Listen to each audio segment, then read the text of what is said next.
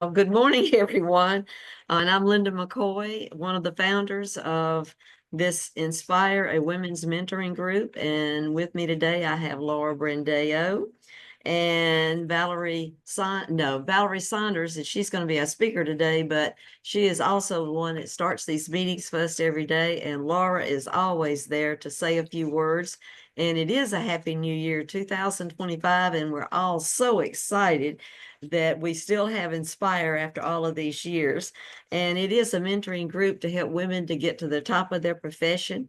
And today, if you're on our call, then that means you've taken the first step or maybe even a few steps before this. But anyway, we're going to try to help you get to where you want to be. We all have aspirations, dreams, and want to get to, the top. And hey, one step at a time.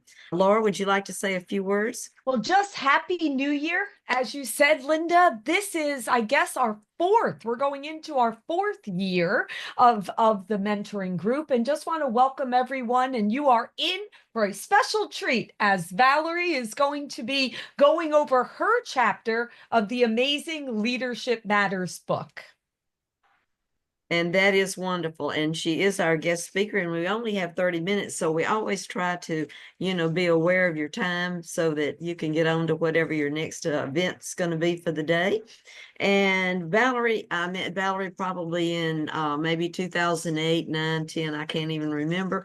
But I was on a committee with her, and I knew right away she was a leader. I could tell. And I wanted to meet her.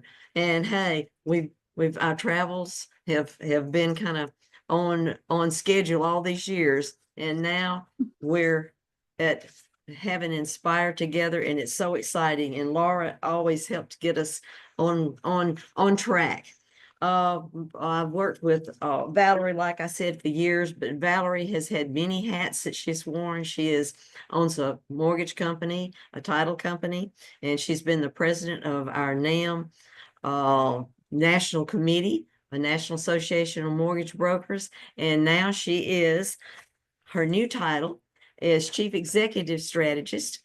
And I'm going to turn this over to Valerie because, like I said, you'll know why. You'll know she is a real leader. Valerie? Thank you very much, Linda. I really appreciate it. I'm going to share my screen here. Give me a second. Full screen. Okay. All righty. Thank you very much, Linda and Laura, for giving me the opportunity to be part of NAM Inspire.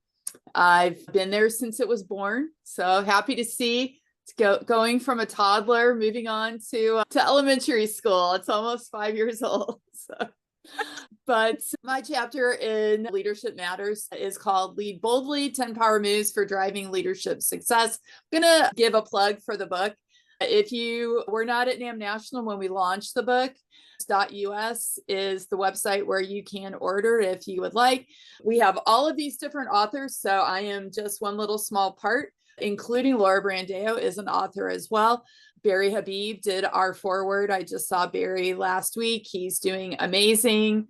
He is definitely looking like his old self, which is always great. But being a woman, I always am going to talk about my journey to leadership from a women's perspective.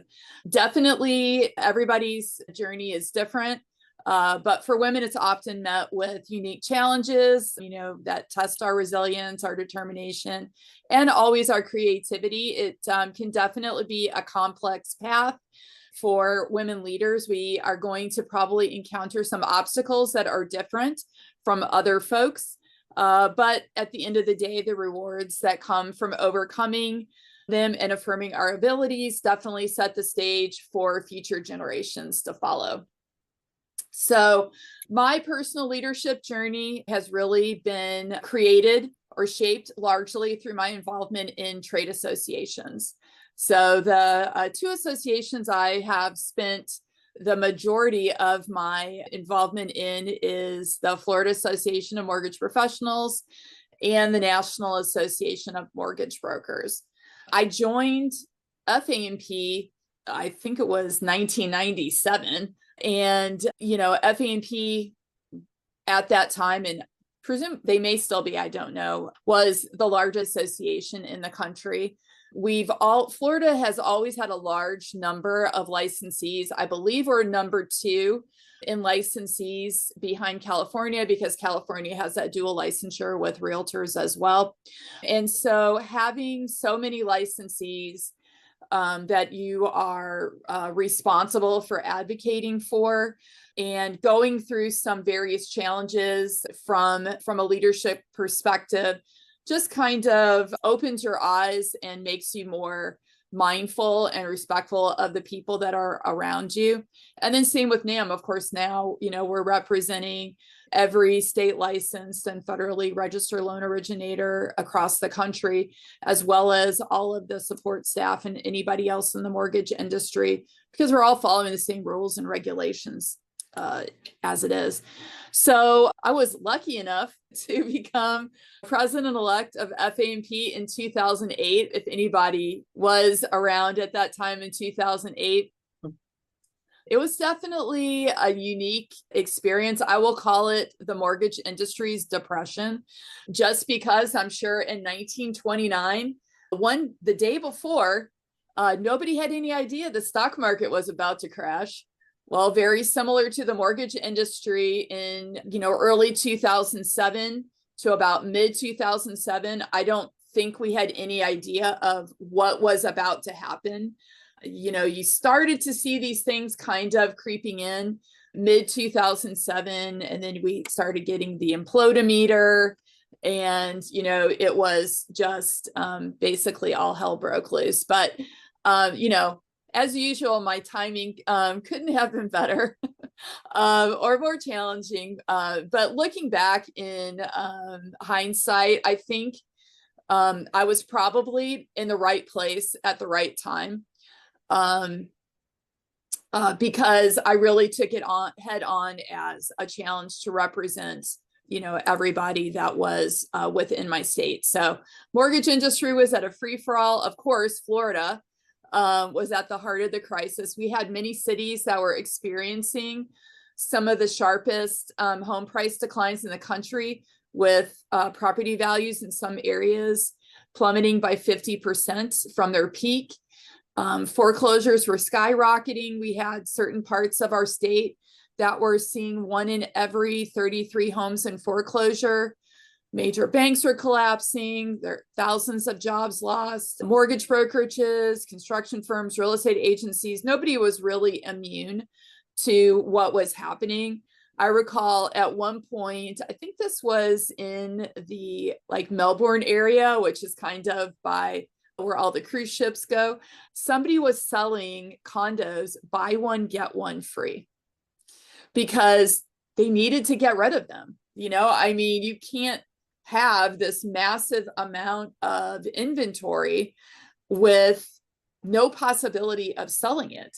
So I guess it was better for them, and probably better for whoever they had their mortgage spreading agreement with and everything else, to get rid of them as fast as they possibly could. So on top of that, the Miami Herald put out an article about the mortgage brokerage industry in Florida. And so what they did is they investigated all licensed mortgage brokers, which was then the individuals.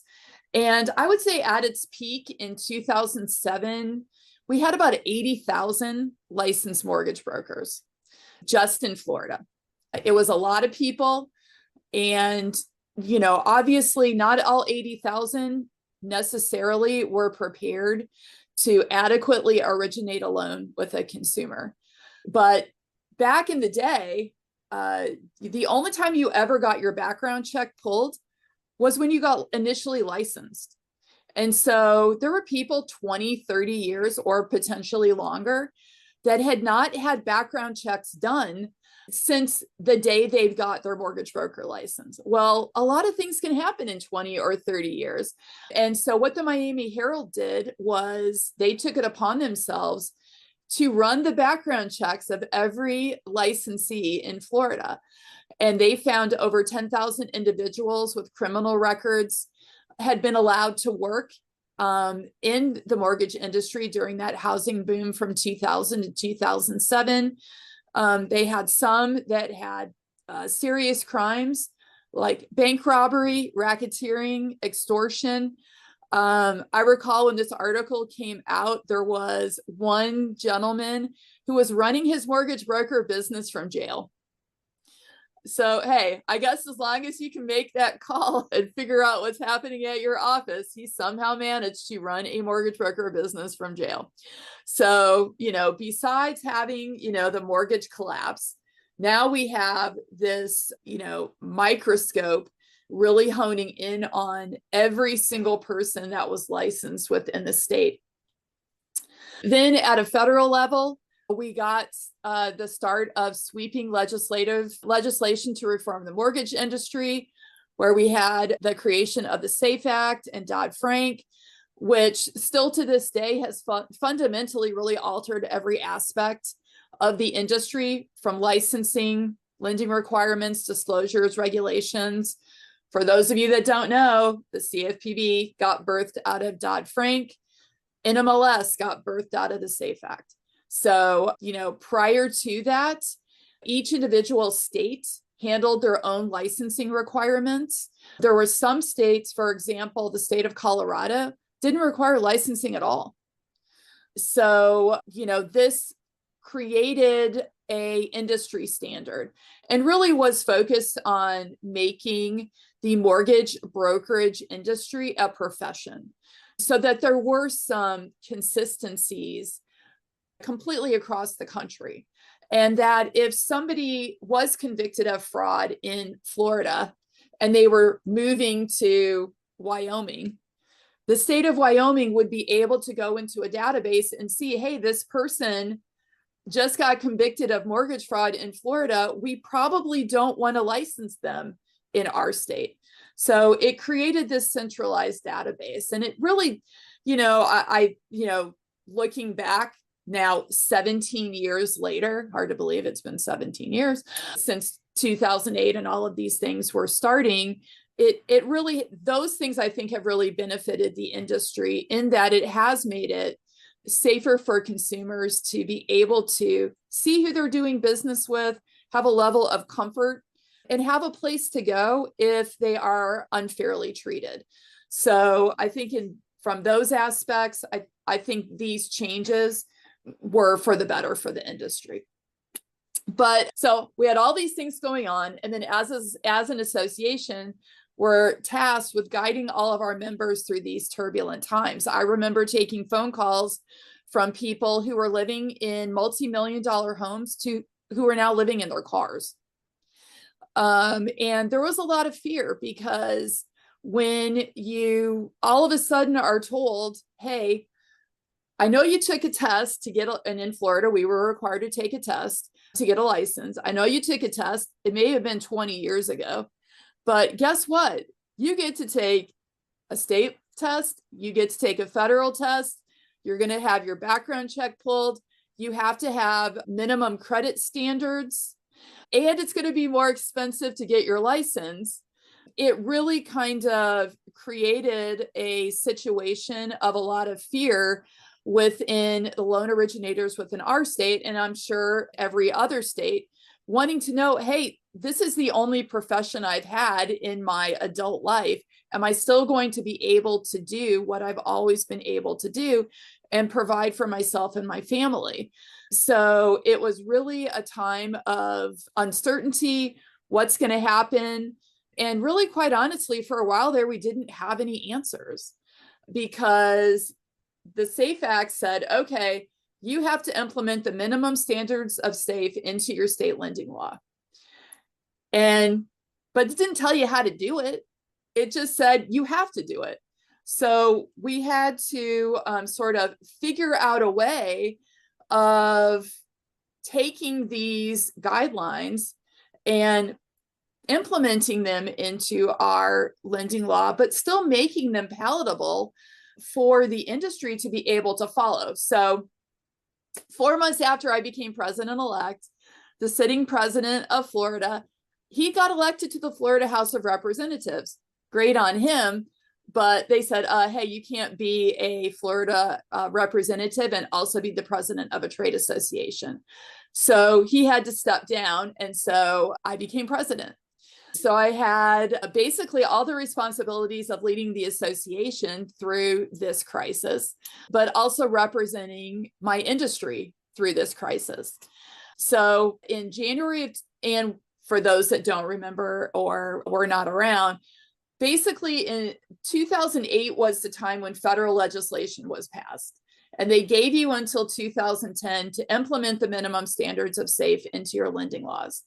Well, Florida is probably no different than many other states. They only meet 60 days out of a year. So they can only really pass legislation within this very small window of time. And if you don't get it done, then you have to wait a whole nother year before you can work on it again. So in January of 2009, our state regulator, the Office of Financial Regulation, presented us with over 100 pages of proposed changes to our state lending law to not just align with the minimum standards of SAFE, but of course, they also threw some other things in there. You know, it's like a big pile of spaghetti. Let's throw it against the wall and see if the industry likes it or not. So basically, it was time for me to really roll up my sleeves and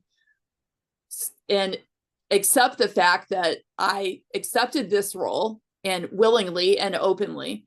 And it's time for me to create my leadership journey and make sure that I'm not only making sure my association has a seat at the table and not doing it just for my association and our members, but also advocating for the industry and of course, Florida's consumers. So, you know, looking back at that, there were two women at the table. There was myself representing mortgage brokers, and there was another lady who was part of the Florida bar. And other than that, it was all men. And so, you know, never back down from a challenge. And I made myself an expert in every single aspect of Florida lending, federal rules and regulations. I spoke to whoever I thought I needed to speak to. And I took that opportunity to become the best leader that I could possibly be, not just professionally, but also personally. And so, you know, leading in a traditionally male-dominated industry, that situation afforded me the opportunity to really break down barriers, challenge stereotypes, and hopefully inspire others. But it also created a lot of really valuable lessons on how to influence others, developing skills, being resilient when you're told no, and feeling good about what you've done when you come out on the other side. So, you know, personal impact of leadership, obviously increased visibility and influence, breaking barriers. You know, people are people. I don't look at somebody as whether you're male or female or gender fluid or whatever the case may be. People are people. So I treat, you know, you have to treat everybody the same, and I hope they do the same back to me. And I hope that through those examples that I'm contributing in a small part to help build connections with key decision makers, and taking those opportunities also to expand my professional network and open new doors of opportunity, not just for myself, but for my associations, for my industry, for the people around me. You know, always put a hand back and grab whoever's behind you, because we all need support. Nobody wants to be there by themselves. Another thing is communication and negotiation. You know, leading a trade association, it forced me to hone my public speaking. I used to hate speaking in public, but when you don't have a choice, you're just going to figure it out. So the way that I do it is I definitely try to have presentations. I try to make sure that I can effectively communicate and talk what I'm speaking on accurately and factually, and, you know, then try to use all of that to really hopefully represent people in whatever forum it is in the best way that I can. Another one is strategic thinking, taking all of these industry challenges, developing long-term strategies, and then really making critical decisions under pressure. I don't sit around and think a lot about stuff. Should I do this? Should I not do this? No, I just do it, because sometimes you can talk yourself out of the best decisions. And I'm a firm believer of probably whatever your first answer was, it's probably the right one, or at least the one that you can defend the best. So I'm definitely more of a quick decision maker than a calculated one. And, I don't always make the right decision, but I'm willing to accept if it's not, but I still will deal with whatever the circumstances are of the choices that I've made. And then conflict resolution. When you have a diverse group of people, there's always going to be competing interests.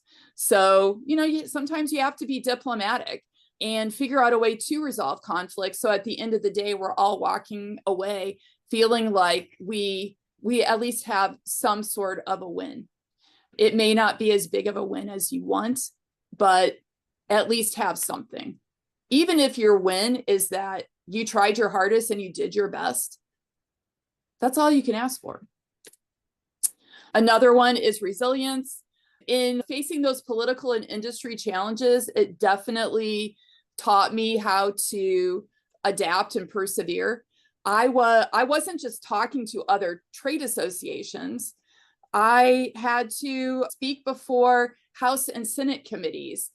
I spoke with the CFPB. I spoke with NMLS. I spoke with CSBS and Armor and whoever else would listen, and just, had to go in there with the confidence that the words that were coming out of my mouth were at least hopefully empowering the people that I was representing who weren't there to speak on their own.